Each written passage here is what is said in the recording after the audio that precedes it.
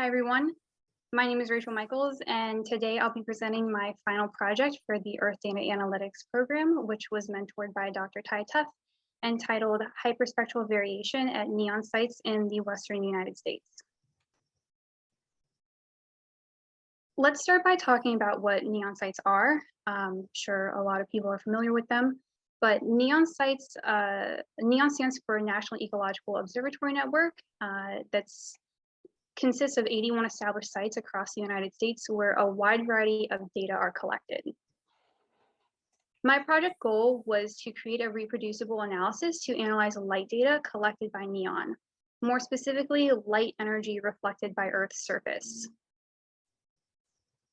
There are four main characters involved in my project: neon sites in the Western United States, an airplane that flies over those sites to collect data, a drone that will also be flown over those sites for data collection in the future, and the resulting data derived by the airplane. Here, it's in the form of a waveform. This is the data at the center of my project goal. This waveform is a visualization of the amount of light energy being reflected by Earth's surface at different wavelengths, where the wavelengths are on the x-axis and reflectance is on the y-axis. The green line that the arrow is pointing to is the data that the airplane collects. And the boxes outlined in black is the data that is collected by the drone.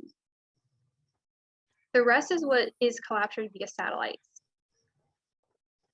So this data is being collected, but why focus on neon sites? Neon's data collection is standardized so that all sites get sampled in a uniform way, and it's particularly valuable because other data collection approaches do not capture the entire green line. They only capture it in pieces. And we can see that when comparing what Sentinel-2 captures, what Landsat-8 captures, and what the drone sensor captures.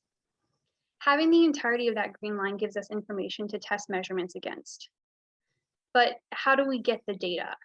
Let's say we have a neon site and the airplane flies over that site multiple times to collect data.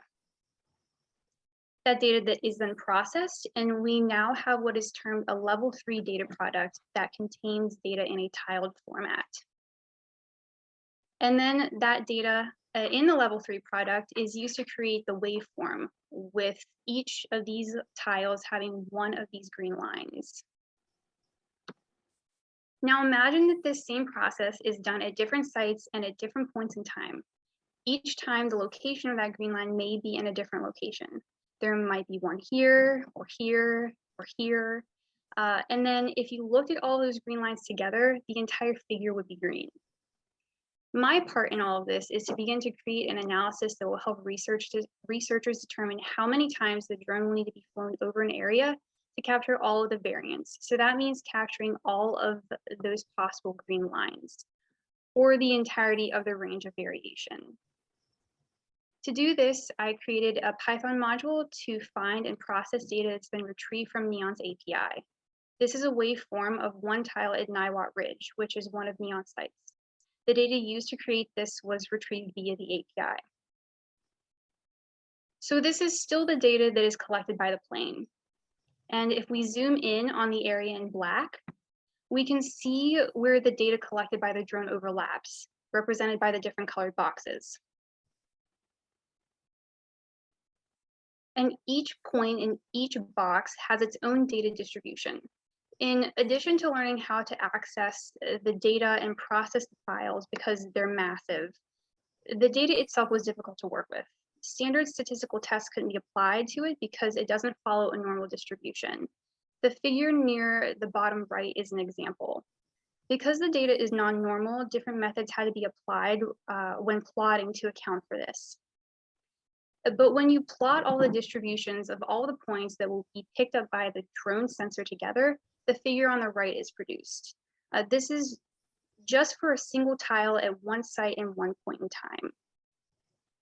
So remember, the range of variation is on the y-axis of these figures. And we can see that there's not much of the possible variation captured for this point in time for the first two pillars, for example, because a lot of what could be there is not. This is compared to the last pillar where more of the possible variation is captured. The next steps We'll include plotting this data for other points in time and for other tiles and other sites to determine how many drone flights will need to occur to capture the possible variation. Thank you, Elsa and Ty and everyone else for joining today to listen to my talk.